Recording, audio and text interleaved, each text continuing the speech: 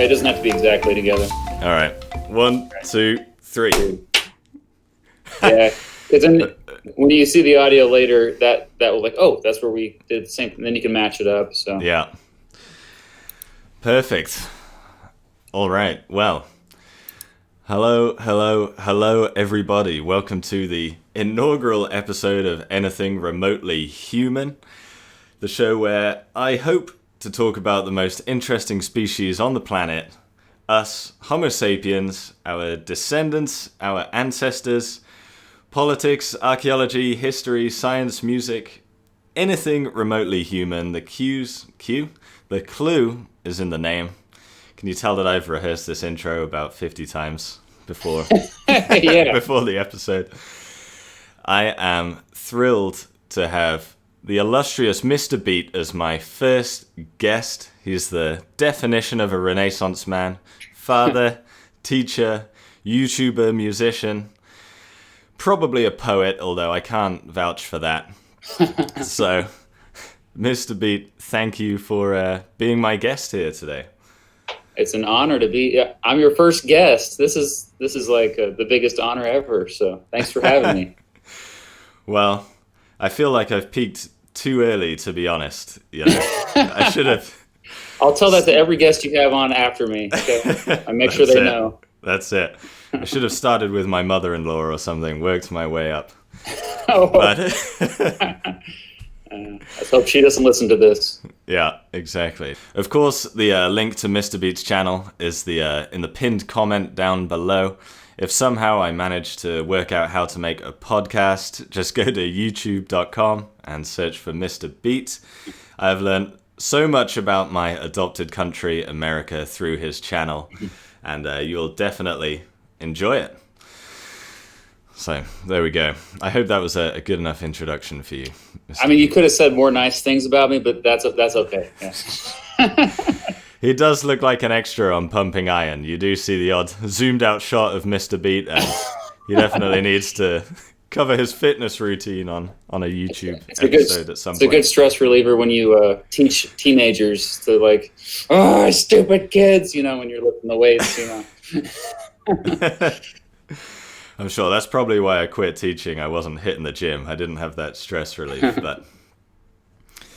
But okay, so as I was saying, myself and Mr. B today, we're going to talk about voting because in my home country of Britain, with Brexit and referendums for Scottish independence and Britain leaving the EU, and over here in America with the electoral college, gerrymandering, all sorts of issues. It's really a hot topic at the minute.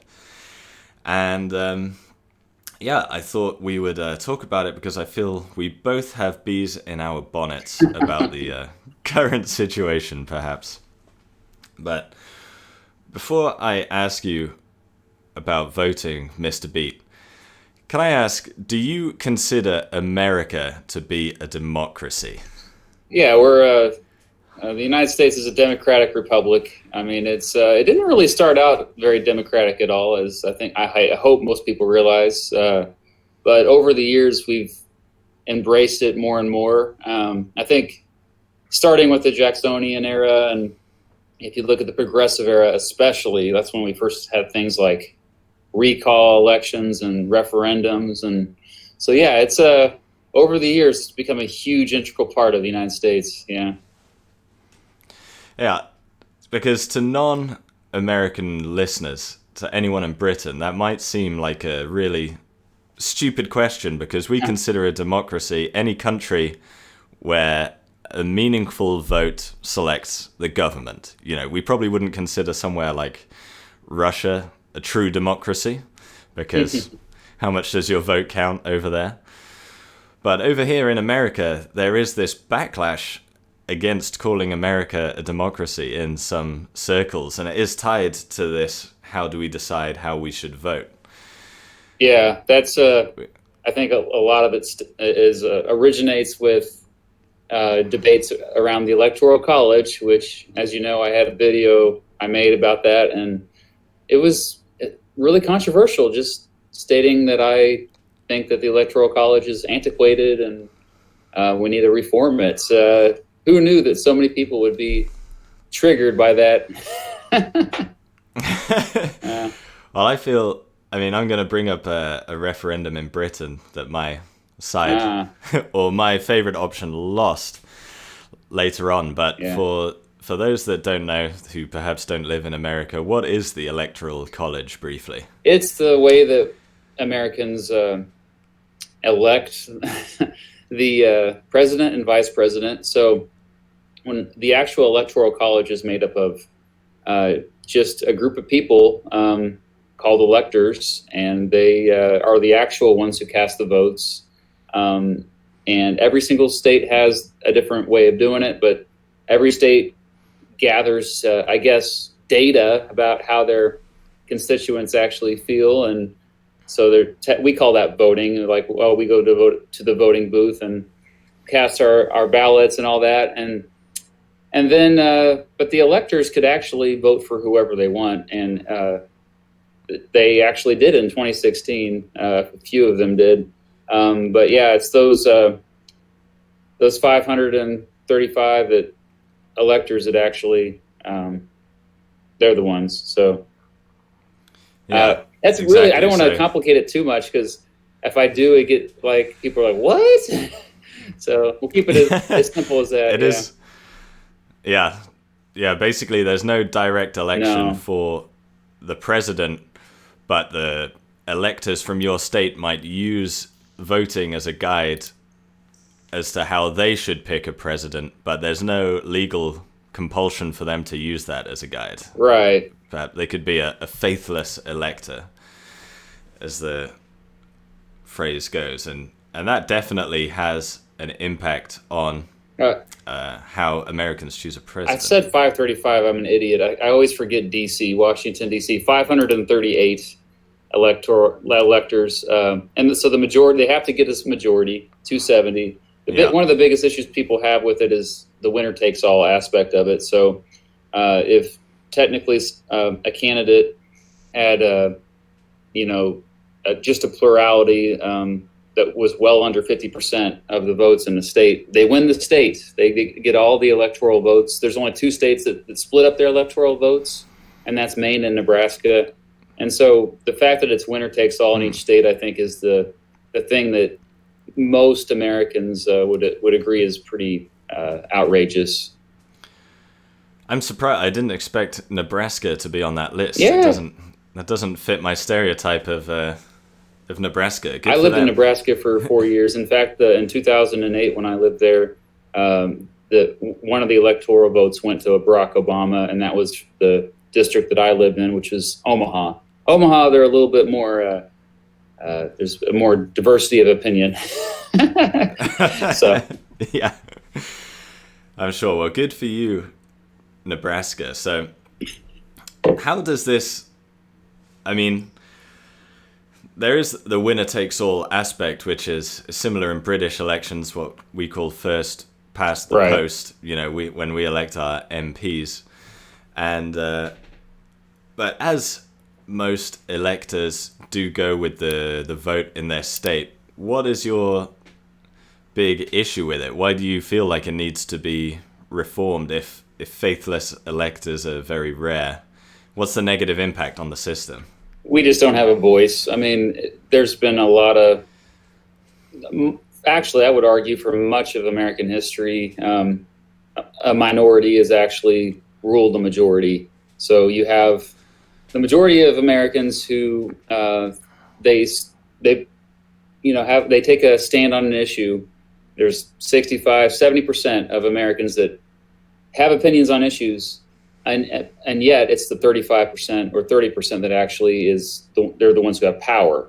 So a great example is like Medicare for All is something that's really catching on, and I think it's at least 60%.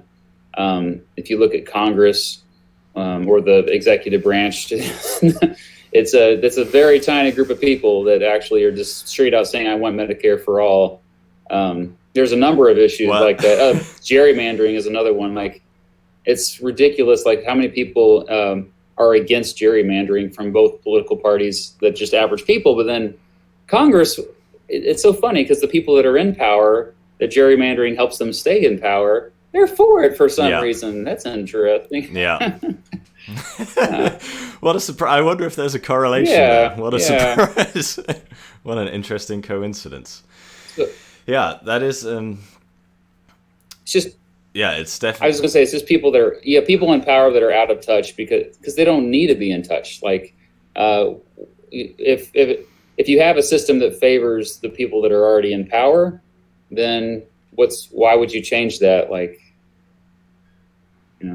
yeah, what's their motive for change? And I did hear a joke on the internet, and I didn't look into it, so I can't vouch for its authenticity, but this is the internet. I don't need to vouch for anything's authenticity. I did I did hear that if you ever wanted to know what senators and congressmen really feel about free healthcare, they gave it to themselves for life. Yep. Basically. And so Oh yeah. that's all I have to say about that. That's a great. I think healthcare is the big issue right now in this country, especially when you can compare it to the UK. I'm sure like it's not perfect there, but it's obviously like objectively better in many ways. Like just when I say better, I mean access. Of course, I'm talking about like Yeah. I don't want to go off on a tangent here, but just to show that, if you're in Congress, you really never have to worry about it. Like it's not, and to get into Congress, you have to have a lot of money to begin with. And so these are people that they've never had to worry about, like me last year when I was pacing back and forth in front of the emergency room, because I knew once I walked into that emergency room, that'd be $1,000 I'd have to pay, despite having pretty good insurance through my school district.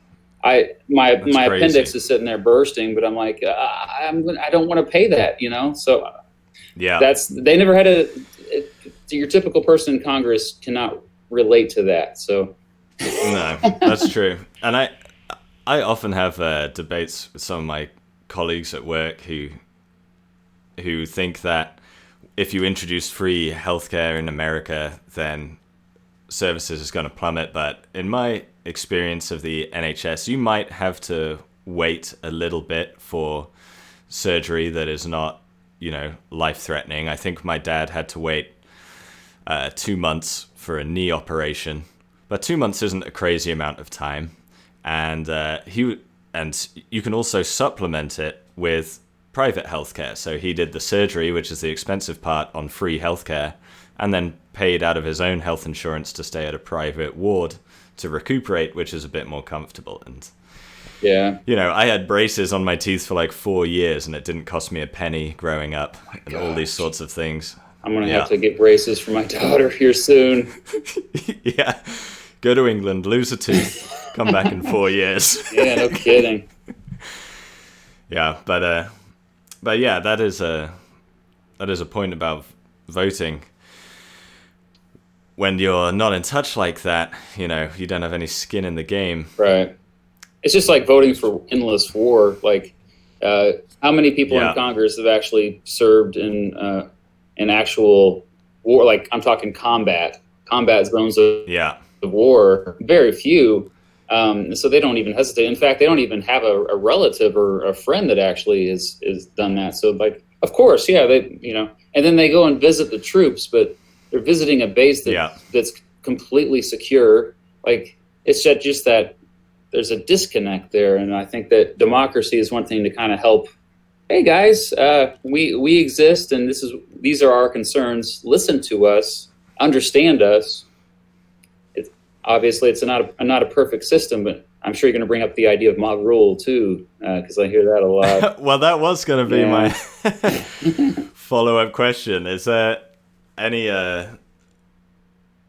danger of that in your opinion? That an argument against making things more proportional is that it allows more fringe elements into the political debate, and certainly if you look at Europe at the minute, political groups much further right are getting voices in Parliament, which they would not have in theory in America or Britain. Yeah, but if you look at the current administration in the United States, I would say it's pretty fringe. Like I think it's not a mainstream. A lot of his opinions are not mainstream. Like the border wall is kind of a fringe idea. So it could still happen in our system. Which, Alexander Hamilton. One of his things is about the electoral college is like it's going to prevent these radicals from getting in. And oops, it didn't work in 2016. But I mean, he's not that radical, I guess. But still, you're right. Like it is a danger to. You look at how Adolf Hitler got elected, and my students are always like, "What, elected?" Like, yeah, the Nazis were elected, and that's how they kind of got their foot in the door. And of course, later on, other stuff happened, so he just kind of took over the country. But yeah, like democracy is a little scary because you do get those fringe elements in there, and I understand like there should be limits. We don't have direct democracy, though. There's a huge distinction between representative democracy and direct democracy. I think the way that, honestly, the UK, their system of electing MPs, and like you guys don't directly elect the prime minister, correct?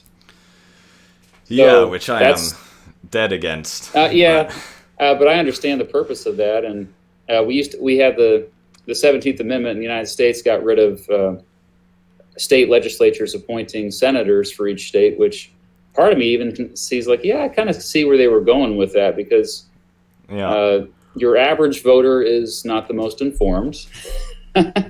Your average voter tends to be more emotional the way that they vote.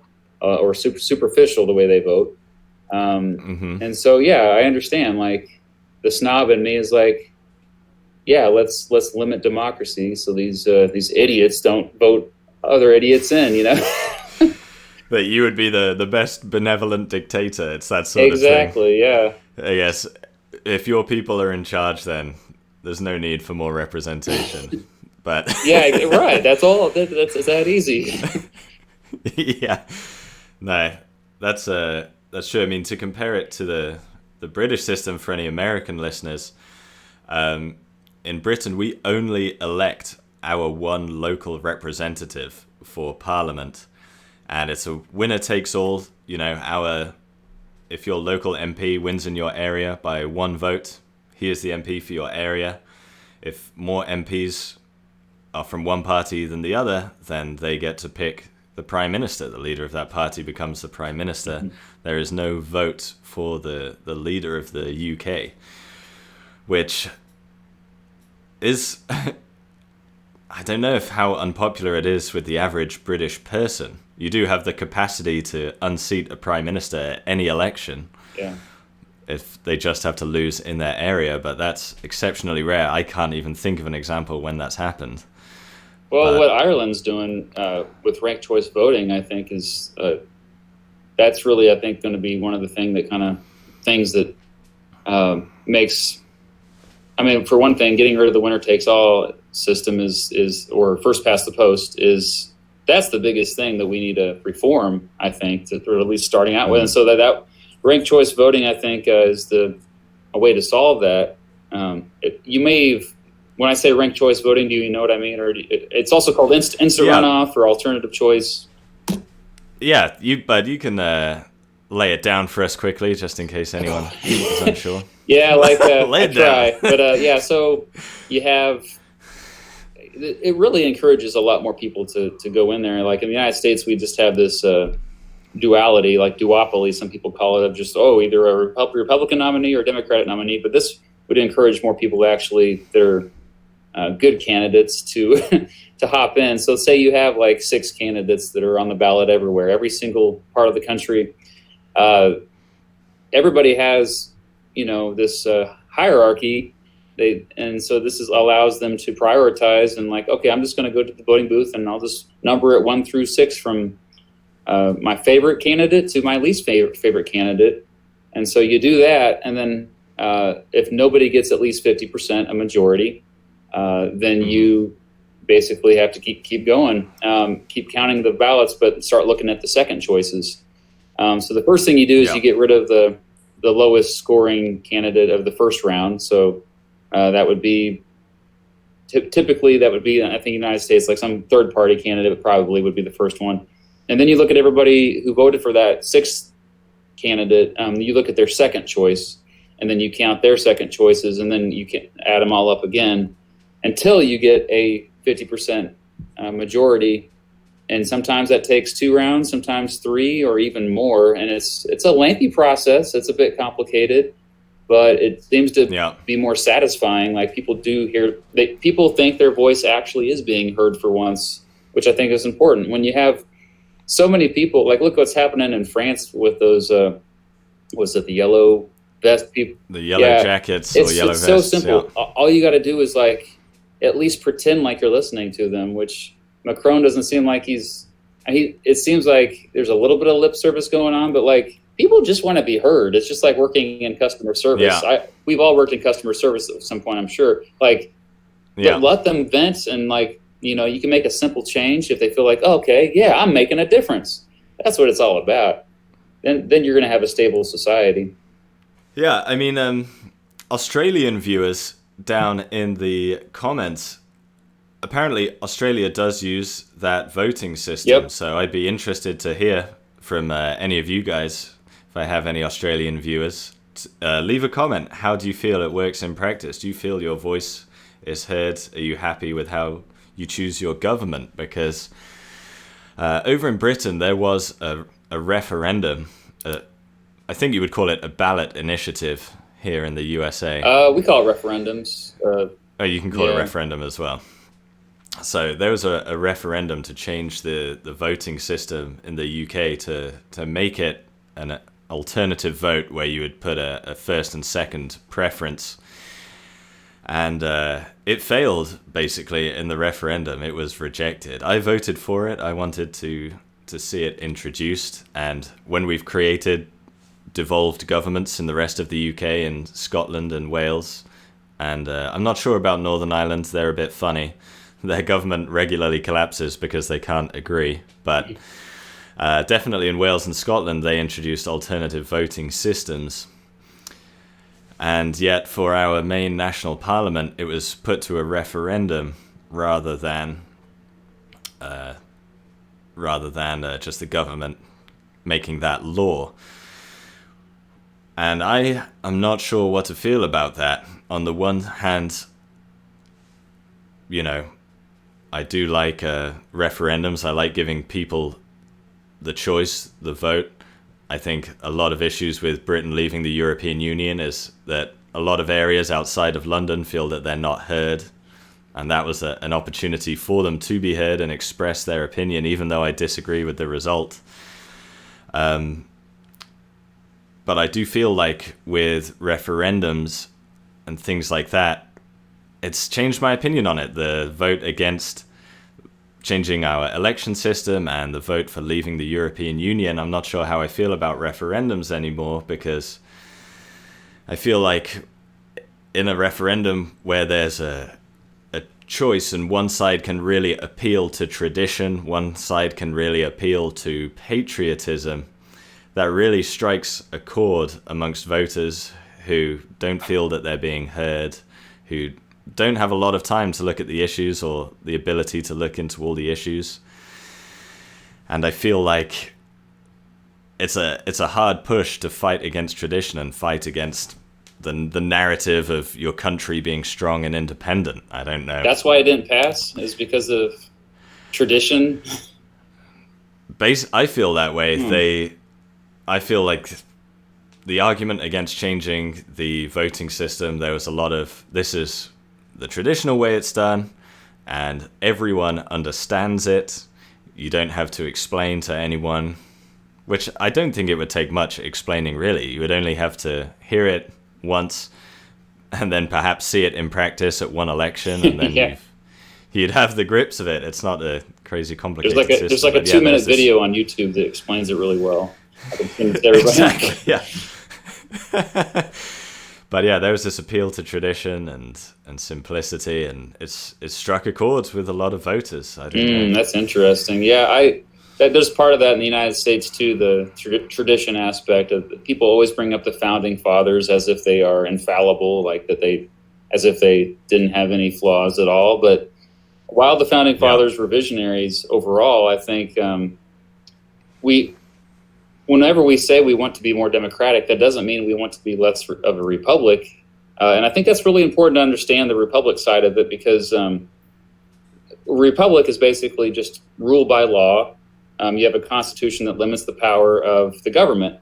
And one best way to do that is to have representative democracy as opposed to direct democracy. And representative democracy, I think, as long as you get rid of some of those things like first past the post, I think works really darn well. I mean, I think we don't have time to keep up with every issue. Average people, we don't have, like, there's an app called Countable that I have on my phone. I can always see when my congressman votes, and I'm just like, oh wow, that's a really long bill. I hope he even read that. Like, imagine if we had to read every single bill that they did, like, okay, and then text 1 for yes or 2 for no, like American Idol or something. That's just not possible. No, and then it's not possible. I mean, I think we look at the campaign finance is always another obstacle, like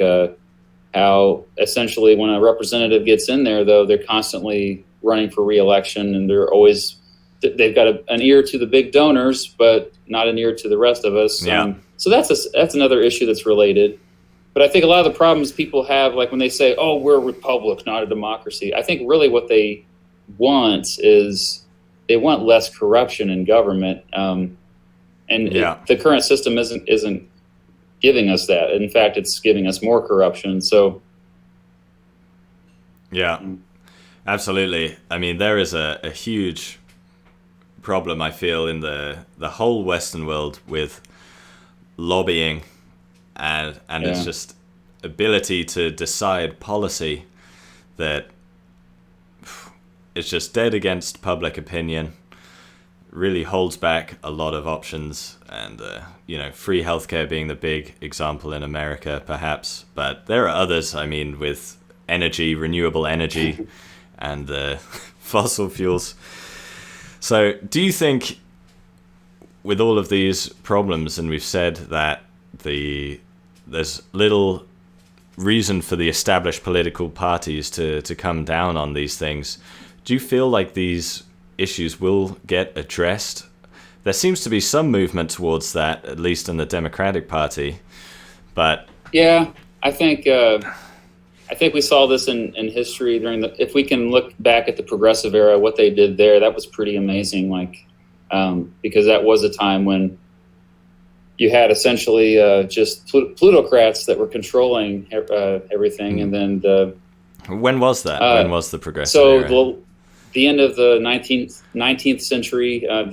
Basically, I always started with Teddy Roosevelt, because he was the first guy who pretty much was, I think, mainstream, that advocated some of those ideas. Like, of course, the first time the monopolies were broken up with the Sherman Antitrust Act in 1890, and then the rise of the unions before that even. And now today unions are pretty weak overall. I think there's not that lobbyists are by definition a bad thing, because it is good to kind of have experts in different fields advising, giving information to people in politics, because most of those politicians they have a law background, so they don't have a background in agriculture or aviation or whatever different industries, so they kind of need to be informed. But just the way that it happens, I think, whenever someone says get rid of lobbyists or I think there should just be equal access to, like, if I want to contact my congressman, I think it should be the same as anybody else. So I think.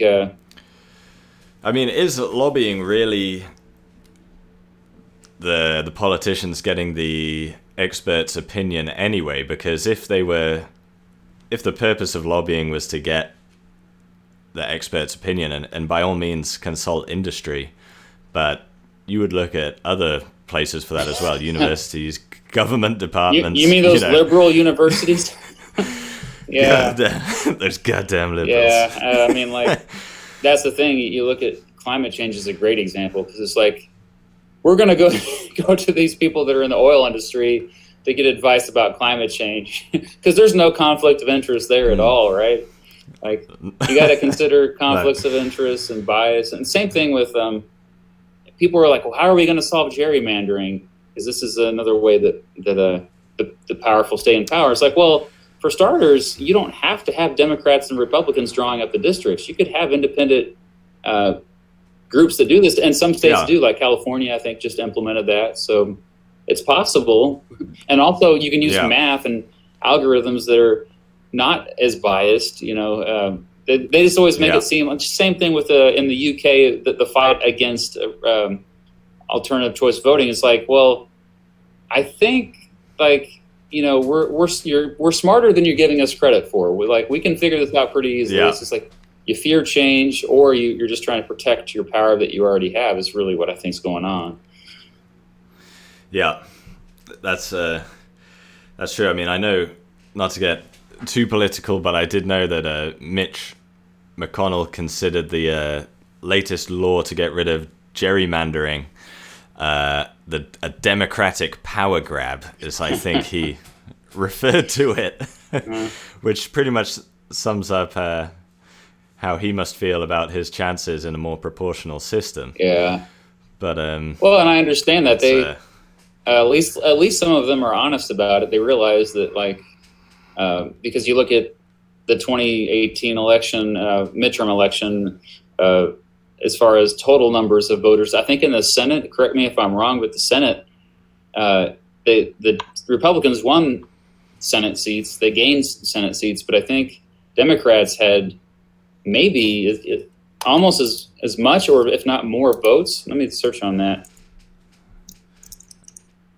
I am not sure. I mean, the only one I know is off the top of my head is the presidential vote, that Hillary Clinton won the popular vote. But as for the Senate, I'm not entirely sure. Yeah, but if you look at the raw numbers, a lot of times it is Democrats that have more actual people, and so you can understand that, like, yeah, the Republicans are, you know, we're just going to be overwhelmed by Democrats in this country if you have it more Democratic. Yeah, a little ironic there.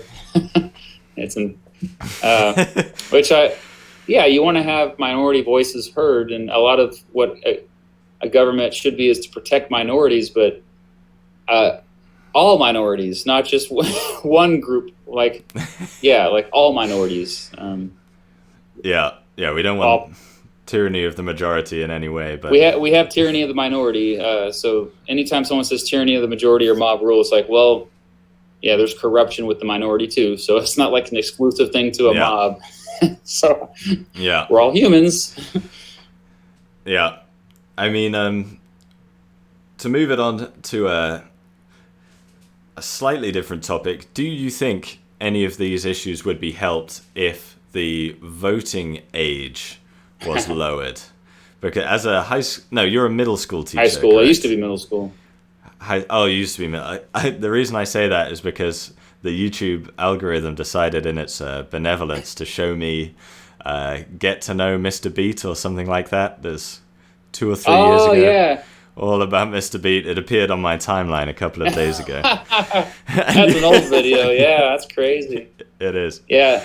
I highly recommend it. I'll have to pin it in the comments. Get to know Mr.Beat. I hate math. Yeah. But no, like, are you going to say, like, what should the voting age be? Yeah, and how do you feel as a high school teacher with students that would presumably be affected if the voting age was lowered? How do you feel about their capacity to make an informed decision, and maybe casting your mind back a couple of years, how you would have made that decision in high school? Well, I was an idiot in high school. I'll get that out of the way. But I think, and there are lots of idiots that are in high school. No offense to any of my students who might be watching or listening. But there's also lots of idiots that are older too, that are like in their 80s or 50s. So there's actually been research into cognitive functions. They've compared 16-year-olds and 18-year-olds. When I say they, I mean experts at, like, looking. I'm not sure how extensive the study was that I read a while back, but there was no difference in cognitive ability between your average 16-year-old and an 18-year-old. So I have a radical idea here, and I think we should lower it to 16. I think there's a lot of teenagers that should have their voice heard that are much better informed than the majority of citizens, and why not? And many of them were working. Like I would say the majority of my students who are at least 16 or older, they're working 20 hours a week at least. Some of them 30 or more on the side. So like, they get it. And I'm the first to defend young people because honestly, in many ways, they are so much better than previous generations, so much better. Like, I think back even to when I was in high school, like, oh man, we've come a long way. So, I've been out of high school 10, 12 years, and the things that we would call each other, I would shudder at that now. And teenagers today wouldn't even dream of it, but... Yeah. A lot of them will do it on YouTube comments, and I think because they can't do it in real life, so they'll go to the YouTube comment section. Okay, good, I got it off my chest. But I think, I would give. I mean, it's a little scary because there are a lot of young people you don't want voting, but there's also like we could have a debate about citizenship tests, and then once you start having that debate, like it gets a little scary because then you're talking about should we have democracy at all? Yeah, I mean, I wouldn't have any issue with 16-year-olds voting. They're debating it in the UK at the moment, particularly Scotland. Yeah, Scotland, from its implementation of alternative voting to its rejection of Brexit and debate around 16-year-olds voting, Scotland is a bastion of rationalism and clear-mindedness in the UK. So Scotland, please never declare independence because the English, we're going to destroy the whole thing. But I would not have any issue with 16-year-olds voting. And I think the point you raised about them working, I mean, I had a job when I was 16 and, I paid taxes, and I'm sure your students pay taxes as well. Mm-hmm. And I feel like if you've reached that threshold, then why not have a say in how that money is spent? I mean, it's your money after all. But yeah, that's when I started to care about politics. Is when I was like, oh, where's my tax dollars going? That's a good way to get into it. Definitely, my political opinions were fluctuating though in that sort of 16 to 18, 19-year-old bracket. I can tell you when I was 16, I'd have voted for the Conservative Party. By the time I was 17, I'd have voted for the Communist Party. That's how teenagers are, but they're more open-minded, which is what we want for all. I think if only, you'd see that with older people who are more set in their ways. I mean, that's... Yeah. Yeah. That's true. Do you put any... I had sent you this article on Twitter, and this guy had the radical opinion of letting 2-year-olds vote, or at least their parents voted on their children's behalf until they reach 16 or 18 or wherever we want to draw that line, because he feels that our current voting system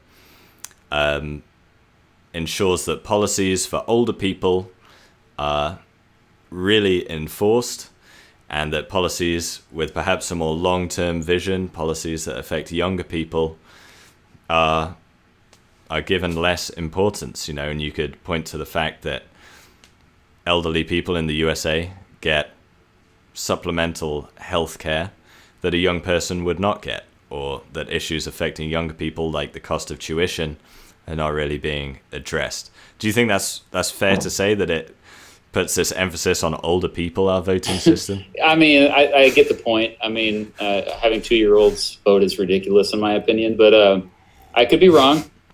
But you would be able to vote. You would get 3 votes. Okay, that's right. I remember. Okay, it's been a while since I read the article, but I also get the point that here's the thing, like a lot of our judgments for who we vote for are moral. And if you look at morals, I think a lot of times little kids have better morals than adults do.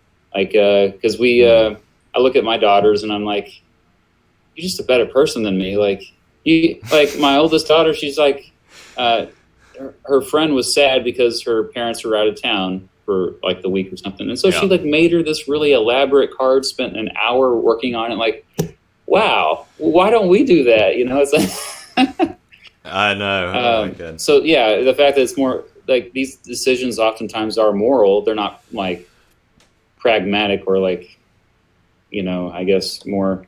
And then again, it's yeah, like I think in terms of giving, if you give a parent who has a 2-year-old an extra vote, it is a slippery slope. I think you got to be careful with this. That reminds me of the. Well, I wouldn't agree with that just on the basis that it creates too much representation for parents. And if I currently don't have a kid, Yeah. but a couple of my friends do, and I don't want them voting twice and me voting No once. kid. It's like the Three-Fifths Compromise that gave more representation to slave owners in the early days of the United States. That's just not. Oh, really? They could vote on behalf of their slaves? They got to count their slaves for representation purposes, so they couldn't vote on their behalf, but they got more representation, and because of the more representation is how Southern states got more power with, especially the Electoral College, for example. That's how Thomas Jefferson was elected. He would not be elected if it weren't for the fact that they could count slaves for representation purposes in the South. So, wow. Yeah. Give me 1 second here. I've got to turn the camera off and on, and then also I've got to bloody adjust the brightness. Sorry guys, just had to change the camera settings there. You don't want to overexpose yourself on the internet. I learned that lesson the hard way. But yeah, so that pretty much covers all the issues that I was going to talk about with voting. Do you have any other issues that you think we've missed at all? I think direct democracy is something to really. It's important to think about why we don't have it, but also think about what if we could bring that more into societies. Like you look at ancient, like you're more of an expert on ancient societies. That like a lot of your videos are geared towards when humans were a little bit more primitive. How much did direct democracy actually exist in tribal societies? Like how much? Based on what you've researched? In tribal societies, it's difficult to say. I mean, a lot of tribal societies don't have any form of political organization. Yeah, they're communists, yeah. Yeah, they are, as Karl Marx would say, primitive communists. And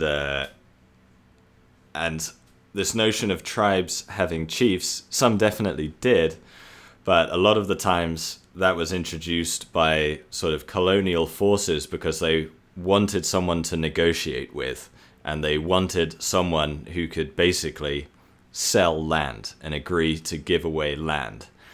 But from the perspective of a lot of these tribal communities, that person had no authority to speak for them.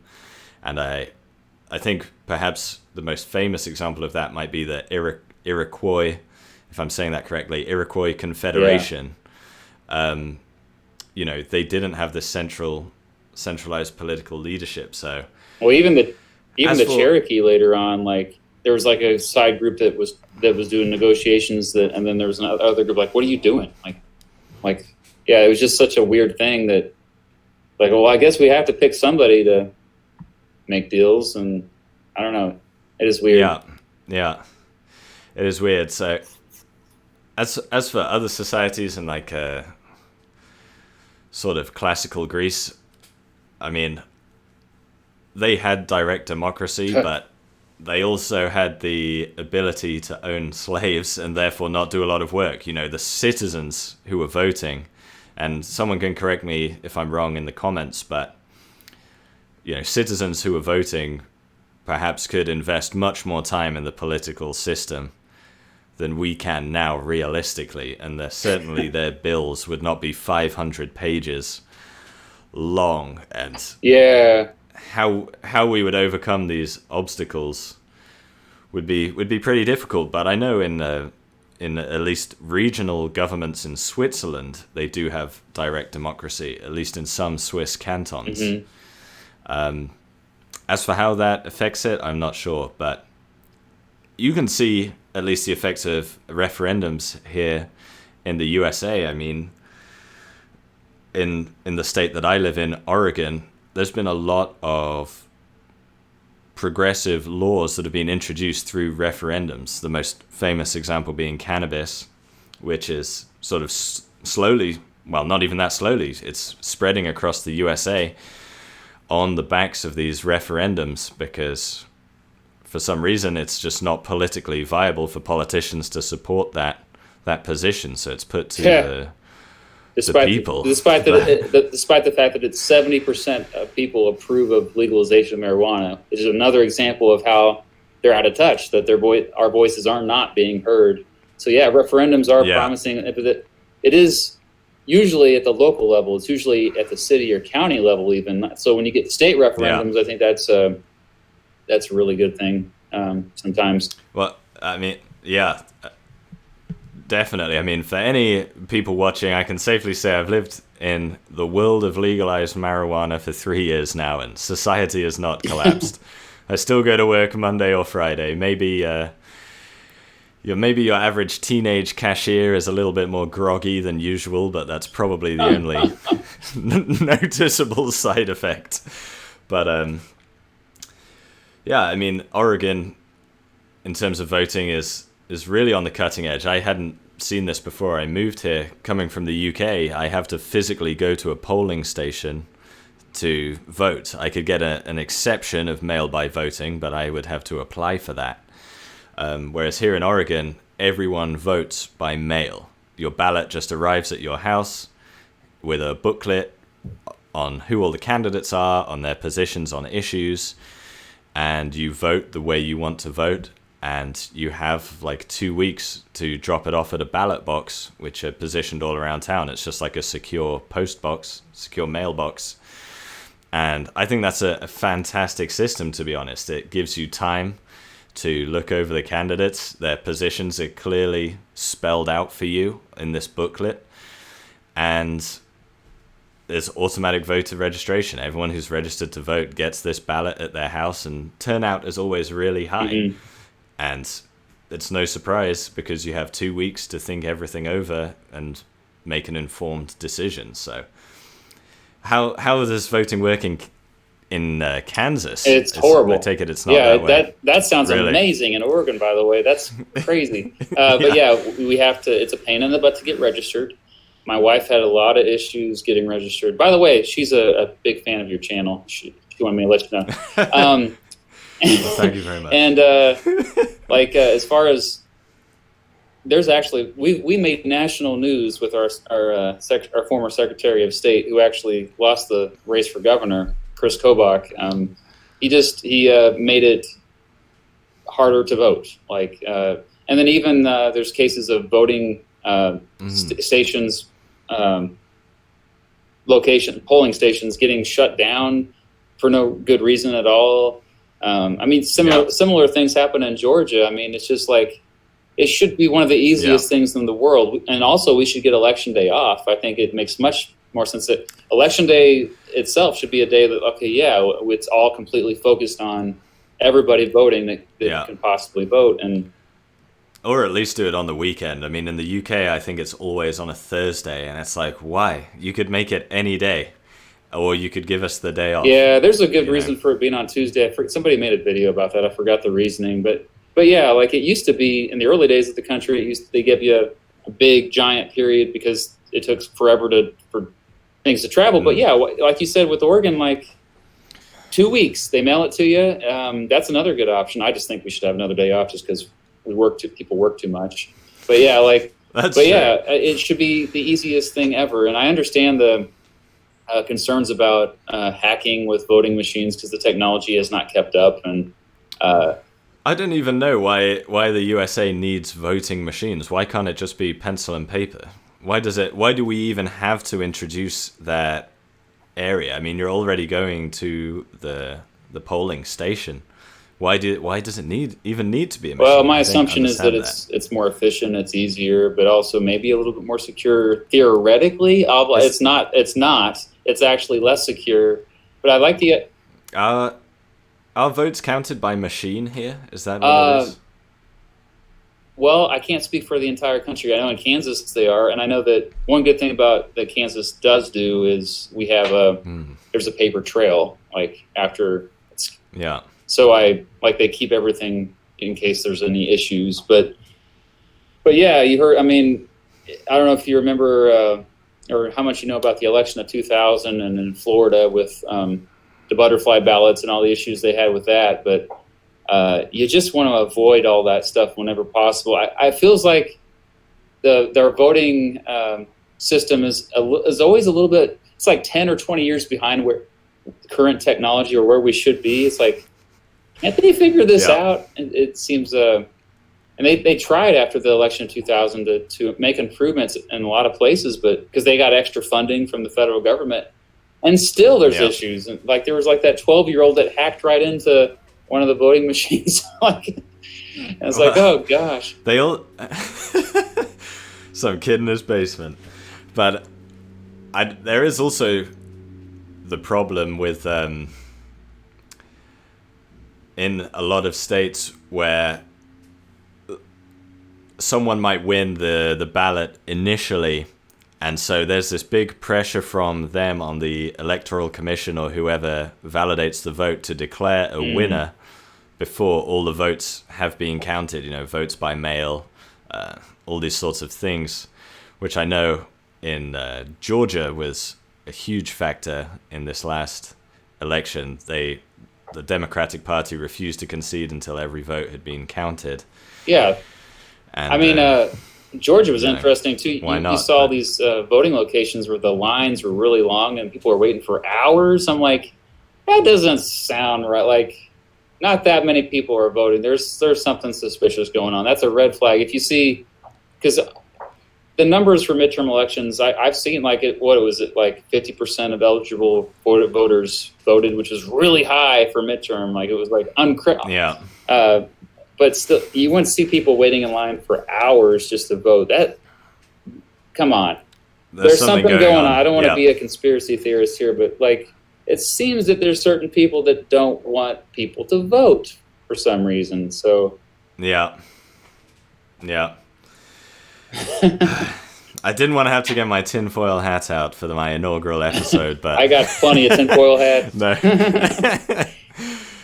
No, I mean, that's a difficult one to say. I do feel like there is some people do not want to make it easier to vote. That's definitely the case in the USA. They feel that would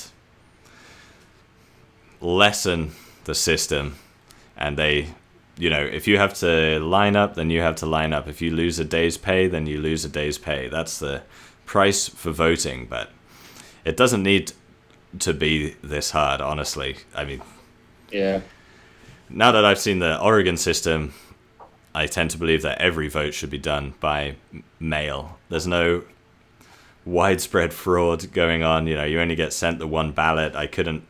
Everyone has a serial number on it. It's identifiable. I couldn't print off 20 ballots and keep putting them in the mail, Well, that's another thing is like a bit of irony here is that a lot of people don't vote because they feel like there's voter fraud going on or their vote doesn't count because of it's a corrupt system. So, we'll fix the system. Like, so people's like, I'm sure in Oregon, people feel very confident in this system. Like, this works. Like, they do, but there's still people that will not vote.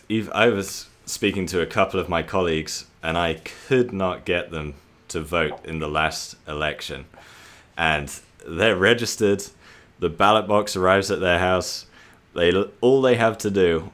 We work about 5 blocks from the library where the secure mail drop-off is. They would all they would have to do is go 5 blocks, and they would not vote. They still felt that their vote was meaningless, even on the local issues. And so was there the reasoning is it was a political stance, like me not voting is actually me like sending a middle finger to the system, or it was just something else? Some just feel that the political system, they just have this feeling that their vote does not count, that the policies that are going to be made are predetermined. The people who are going to be in power, is predetermined. That free will doesn't exist, right? So yeah, why even? Basically. Even though I know several of them are ardent cannabis users, and they know for a fact that was approved by voters. And it's like, that's one issue, man, you know, that you really care about, but couldn't get them to do it. I could not get them to do it, and I cannot vote in America as a non-citizen, and nor do I anyone who is going to accuse me of electoral you're one of the fraud. millions of illegals that's voting. I knew it. That's it. That's it. The polling station is just full of green card holders like myself. You know, that's not true, guys. It's hard enough to convince citizens to vote, let alone non-citizens. I just don't buy that idea. But I do vote. I do in lieu of not being able to vote in each election. I've donated to a candidate that I feel should get elected. So yeah, that's that. But I think we've covered it all, Mr. Beat. I'm 90% sure only my mum has listened this far. So to my inaugural episode. But just to round it off, what if you could snap your fingers, introduce one change? You can introduce one change to the electoral system here in the USA. What would you do? What would have the biggest impact? Just one. That's hard. It's hard to just pick one, but I'd probably start with campaign finance reform, like some kind of constitutional amendment to make it so that corporations can't just buy candidates, which it isn't as big a problem as I thought it would be after you saw the success of candidates like Bernie Sanders and stuff like that. But I think it's still just the fact that politicians are just so, like, their hands are so tied because they feel obligated to give back to their biggest donors. Like, it's always about making the donors happy. I think if it kind of warps their view and makes them out of touch. I think that's the root of a lot of the problems in Washington. So Washington, D.C., not Washington State to your neighbor to the north. Yeah. Well, it may well be a problem there too. Wouldn't. Just as one last point, there was a local election in Washington and, was it Oregon? Either way, it was an area that had a port authority. And this official for this next outcome would have the ability to decide if an oil pipeline went through their town. And all of a sudden, this absolutely random local election was flooded with money. The candidate who was pro-oil pipe received millions of dollars in campaign finance. And it's scandalous. Did that candidate did he win? I'd have to look it up. I mean, this was an absolutely really minor local election that just got absolutely flooded with money. Wow. But so there you have it. That is the first episode of anything remotely human. As you can tell, myself and Mr. Beat are ardent communists. And we're going to remove corporate influence from government and give the vote to 5-year-olds because that's the right thing to do. So, Mr. Beat, I really appreciate you coming on my inaugural episode. I hope the viewers found that interesting. As I said below, Mr. Beat's channel is the pinned comment. It's fantastic. History, politics, music. He's a true genius, a Renaissance man, and I really appreciate you having me on. I had you on. Thank you for having me on. Slip of the tongue. All right, thanks very much for watching, guys. See ya. All right, I think that went okay. Yeah. So